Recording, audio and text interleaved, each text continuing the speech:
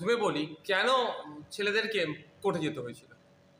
এই নিয়োগে দুর্নীতি হয়েছে, অবৈধ পন্থা অবলম্বন করে অর্থের বিনিময়ে বা অবৈধ কোনো পন্থাতে মেধাযুক্তদেরকে বাদ দিয়ে যারা মেধাহীন তাদেরকে নিয়োগ করেছে। ফলে এই অভিযোগ তুলে মামলা হয়েছিল হাইকোর্ট থেকে সুপ্রিম কোর্ট।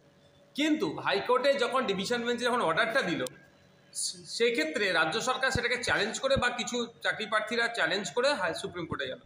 সুপ্রিম কোর্টের লেটেস্ট যেটা আপডেট আমরা শুনছিলাম, বারবার পৃথকীকরণের কথা বলা হচ্ছিল, কিন্তু আমরা কি দেখলাম, পৃথকীকরণের ক্ষেত্রে যে ডেটা দেওয়া হচ্ছে সে ডেটা একটা হচপচ।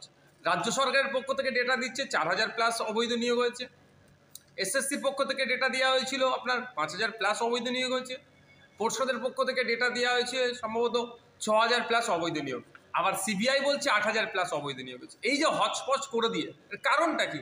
এই কারণটাই হচ্ছে রাজ্য সরকারের ব্যর্থতা, অপদস্থতাকে ঢাকার জন্য যারা মেধাযুক্ত, যারা যোগ্য তাদেরকেও নিয়ে ডুবলো এরা। বলে তোরই ডুবেছে, সমস্ত সবাইকে নিয়ে ডুবিয়েছে না, আমি একা কেন ডুববো, তুইও ডুব, এই ব্যবস্থা হয়েছে।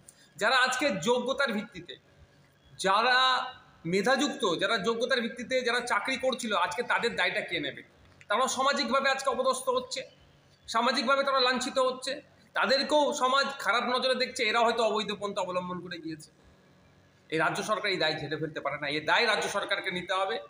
এবং আমি জনগণের উদ্দেশ্যে বলবো, কাদের হাতে আমরা দায়িত্ব তুলে দিয়েছি। শিক্ষা দপ্তর আপাতমস্ত একটা দুর্নীতি হয়ে গেছে, তাদের হাত থেকে বাংলাকে, এই জেলাগুলোকে যদি পরিত্রাণ দিতে চান, 2026 আসছে, এদের বিরুদ্ধে ভোট করুন। আর এদেরকে যারা শেল্টার দিয়ে রেখেছে বিজেপি, এদেরকেও পরাজিত করুন। এই বিজেপি তৃণমূল মিলে অন্যায়গুলো সংগঠিত করছে, তৃণমূল অন্যায় করার সাহস পাচ্ছে বিজেপির জন্য। এরা ভেবেছিল যে এত মামলা হ্যান ত্যান হবে, এই ধরনের এক্সপোজ হয়ে যাবে, ভাবেনি এরা। যখন বারবার ছেলেরা যেত এসএসসি দপ্তরে, বলে তোরা জাহান্নামে যা, এই ধরনের বলে তাকে তাড়িয়ে দিত। তাহলে যদি যারা দুর্নীতিগ্রস্ত, এখানে যদি ক্লাসিফিকেশন হয়ে যায়, তাহলে সবাই বাতিল কেন, এটা আমি ঠিক বুঝে উঠতে পারছি না।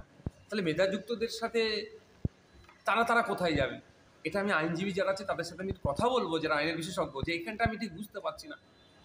তা যারা দুর্নীতিগ্রস্ত তারা দ্বিতীয়বারে কাউন্সিলিংয়ে বা যে প্রক্রিয়া শুরু হবে এই এসএসসি, সেটাতে তারা সুযোগ পাবে না। যদি এ ধরনের নির্দিষ্ট করে দেওয়া হয়, তাহলে বাকিগুলোকে কেন বাতিল হলো, এটাও কিন্তু আমাকে ভাবাচ্ছে। আইনের বিশেষজ্ঞ যারা, তাদেরকে এই বিষয়টা আমি জিজ্ঞাসা করবো। তার মানে তুমি কি যাদের বাতিল হয়েছে এবং যারা যোগ্য তাদেরকে নিয়ে পরবর্তী সময় আইনি লড়ার মতো? একদম একদম।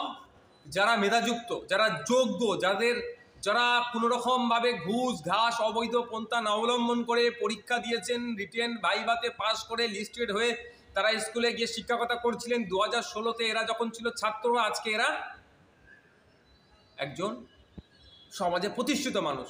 তাহলে এরা সামাজিকভাবে বঞ্চিত হচ্ছে, পরিবার পরিজন হয়েছে, ছেলেপুলে হয়েছে, সংসার ধর্ম হচ্ছে, তাহলে আজকে অপদস্থ হচ্ছে।